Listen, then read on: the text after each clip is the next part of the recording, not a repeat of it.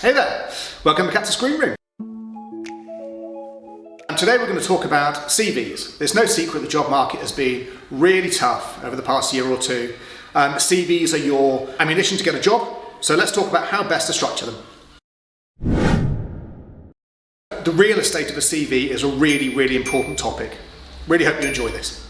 So firstly, beauty is in the eye of the beholder. There is no set way to write a CV, 1, 2 or 3 pages. If you're later on in your career, then cramming everything onto 1 page is going to be next to impossible. If you're just starting out on your career, padding it to 2 or 3 pages just means a bigger type font.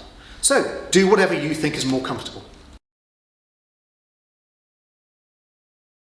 Make sure you read your CV back to yourself as though you're a time-hungry hiring manager.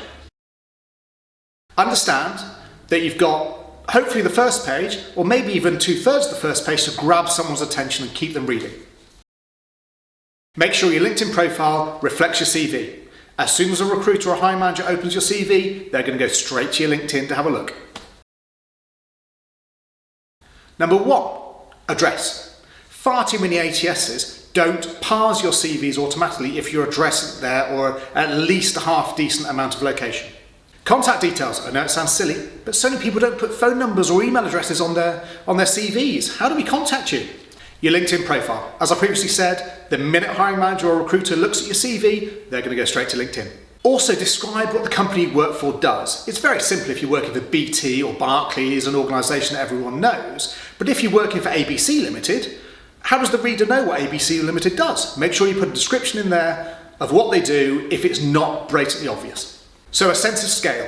You could be managing 1 person, 100 people, 1,000 people, multiple sites over multiple geographies. Make sure you give the reader a sense of size and scale, especially if they have never heard of the company before. Achievements. That's why someone's going to actually hire you.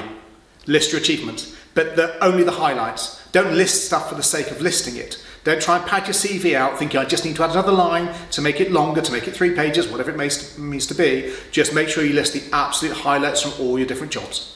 So key skills, and this is really interesting.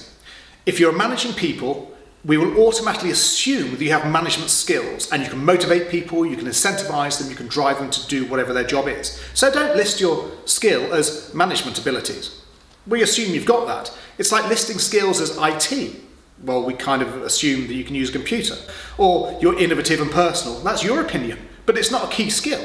So what would be a key skill to actually include that people may not know? So if you're working, for instance, with a dialer, it's the dialer system you've worked for. Resource planning is the resource planning system.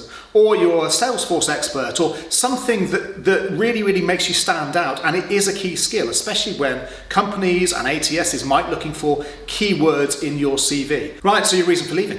Everyone's going to ask, recruiters are going to ask, hiring managers are going to ask. It's a very important topic, quite obviously. If you've had a number of jobs for whatever reason, it might be worthwhile putting the reasons for leaving under each job if you've had to move on in quick succession. Could be redundancy, could be relocation, but put those in there. I mean, putting your reason for leaving in isn't a necessity, but it's the first question that we're going to ask. So you may as well include it, especially if you've got good reasons for moving on. So what about the design? We've talked about what should go in the CV, but what about how it should actually look?